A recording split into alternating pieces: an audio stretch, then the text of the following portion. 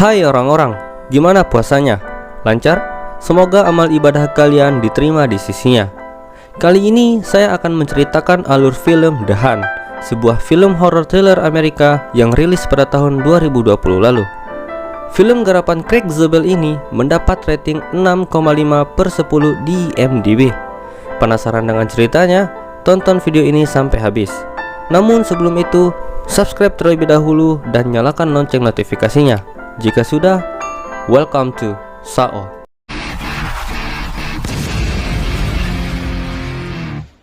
Di awal film, terlihat seorang wanita misterius yang sedang memantau grup WhatsApp. Lalu ia mengirimkan sebuah chat yang tak seharusnya ia katakan. Ia mengatakan setidaknya sebentar lagi ada perburuan dan membantai orang-orang tercela. Kira-kira begitulah bunyi pesannya. Dan ini dia, perburuan. Scene berpindah memperlihatkan sekelompok orang berada dalam pesawat. Tak berselang lama, salah seorang pria bangun dari tidurnya dan membuat kegaduhan karena kebingungan tak tahu apa yang telah terjadi pada dirinya. Sontak, seorang pria yang mengaku dirinya dokter mencoba menolong pria tersebut. Namun tiba-tiba, dokter itu malah ngebacok leher si pria. Si pria yang masih sadar meski sudah terluka mengambil botol wine dan menabok kepala si dokter. Dengan bermodalkan sebuah botol, ia mencoba melawan dan melindungi diri. Namun itu sia-sia karena wanita misterius itu datang. Lalu pria itu dibawa ke sebuah ruangan yang nampaknya ia tak sendirian. Dapat disimpulkan kalau mereka diculik. Scene berpindah memperlihatkan seorang wanita yang baru saja sadar dari pingsannya dengan mulut tersumpal. Wanita itu bernama Yoga. Dengan kebingungan, ia mengikuti yang lainnya ke lapangan, yang dimana terdapat sebuah box misterius. Namun ketika ada seorang pria yang hendak membuka box tersebut, seorang kakek melarang dan mengatakan kalau itu jebakan sehingga membuat yang lain bersembunyi ketakutan. Namun ketakutan mereka sia-sia karena yang keluar dari box itu adalah seekor babi. Tak puas dengan babinya, pria tersebut menarik sesuatu dari dalam dan ternyata itu papan penyimpanan senjata. Ketika yang lain berlarian mengambil senjatanya, Yoga malah menemukan sebuah kunci untuk membuka alat penyumpal mulut mereka. Ketika semua sudah memegang senjata, tiba-tiba terdengar suara senapan dari kejauhan. Lalu mereka bersembunyi dan Yoga pun tewas. Kamera berpindah ke seseorang, kita sebut saja Justin.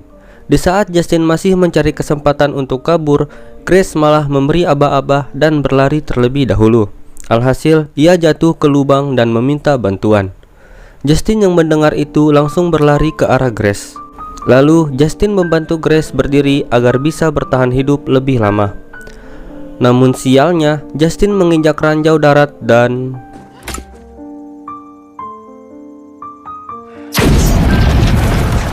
setelah ledakan, seorang pria menemui Grace yang masih hidup dengan setengah badannya. Grace yang tak ingin hidup cacat meminta pria tersebut untuk menembaknya. Namun ia tak sanggup. Lalu Grace merampas pistol miliknya dan tewas. Lalu si pria itu pergi mencari jalan keluar. Dan ketika tepat berada di pagar menuju jalan raya, ia bertemu dengan seorang wanita dan dua orang pria yang berada di pihak yang sama. Mereka berencana memanjat pagar agar bisa keluar dari situ. Ketika yang lain berhasil keluar, pria tua itu malah tertembak dengan anak panah karena kelamaan. Sontak pria tua itu memutuskan untuk bertarung sampai mampus. Mereka bertiga pun berlari menjauhi hutan. Dan beruntungnya mereka menemukan sebuah pom bensin dan minimarket tepat di hadapan mereka. Dan mereka pun masuk. Awalnya mereka dikira perampok, namun mereka menjelaskan kalau mereka sedang diburu dan butuh pertolongan. Lalu Wimper meminjam telepon untuk menghubungi 911. Tak lama setelah menelpon 911, Molly keracunan makanan. Ketika yang lain hendak membantu, tiba-tiba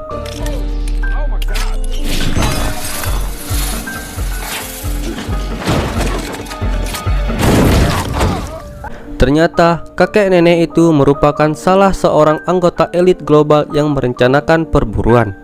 Setelah semuanya tewas, Sepasang kakek nenek membersihkan ruangan seolah-olah tak pernah terjadi apa-apa. Tak lama kemudian, datang seorang wanita yang merupakan salah satu korban perburuan juga. Ia mencoba membeli rokok dan menanyakan dia ada di mana, dan ternyata dia berada di Arkansas. Lalu ketika si nenek memberikan rokok beserta kembaliannya, si wanita tersebut langsung menyerang si nenek dan kakek tersebut. Nampaknya ia curiga dikarenakan harga rokok yang hanya $6. Oh ya, by the way, kita sebut saja wanita ini Christy. Setelah membunuh sepasang kakek nenek itu, ia pun mengambil shotgunnya dan beberapa amunisi dan tak lupa juga radionya. Ketika di luar, ia bersembunyi sambil mendengar percakapan para elit global dalam radio tersebut, dan mereka mengirimkan drone untuk mengecek lokasi tempat kakek nenek itu berada. Tak lama, drone tersebut tertembak oleh salah seorang korban yang bernama Gary, dan itu membuat lokasi mereka diketahui. Gary mencurigai si Christy dan Christy membuktikan kalau dia berada di pihaknya dengan memberitahukan ada bom di mobil tersebut. Setelah berbincang cukup lama, mereka pun pergi. Di tengah perjalanan, Christy merasakan adanya getaran pada rel kereta dan ia memutuskan untuk menaiki kereta tersebut. Di dalam kereta, mereka bertemu dengan para imigran gelap. Namun, mereka ragu untuk mempercayainya. Tak lama kemudian, kereta itu berhenti tepat di posko tentara dan mereka pun diturunkan. Yang mengejutkannya adalah pria ke-Arab-Araban itu merupakan salah seorang elit global yang menyamar jadi imigran gelap. Namun, Gary yang sudah kebawa emosi langsung melabrak pria tersebut dan memasukkan bom granat ke dalam celananya. Dan alhasil,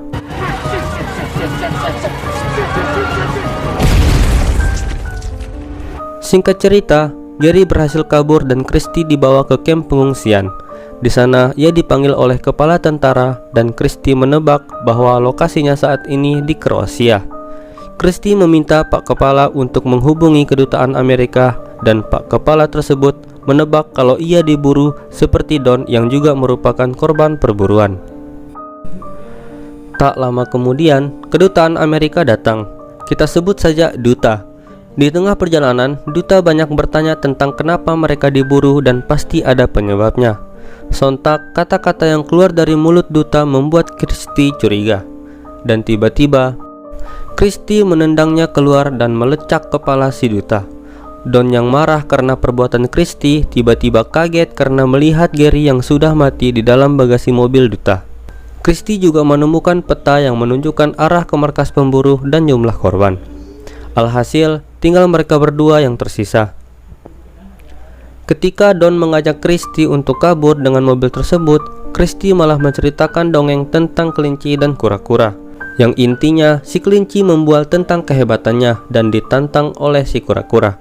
Namun karena si kelinci yang ingin terlihat sengit, ia pun tertidur. Lantas si kura-kuralah yang menang balapan. Dan si kelinci yang tidak terima atas kekalahannya membunuh seluruh keluarga kura-kura. Begitulah kira-kira ceritanya. Lantas Don bertanya, siapakah si kelinci, kita atau mereka? Nah, jawabannya ada di akhir video. Pantau terus ya sob.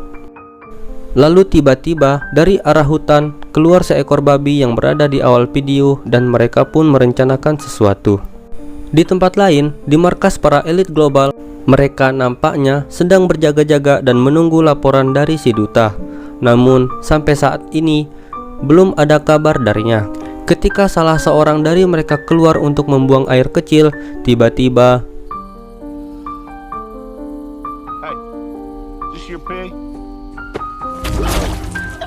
seorang sarsan menyadari ada sesuatu yang ganjal. Ia pun meminta seluruh temannya untuk memegang senjata. Dan tiba-tiba seekor babi masuk melalui lubang lain dan mati tertembak. Lalu tiba-tiba Christy masuk dan menghabisi mereka dari belakang. Kita nikmati dulu scene ini.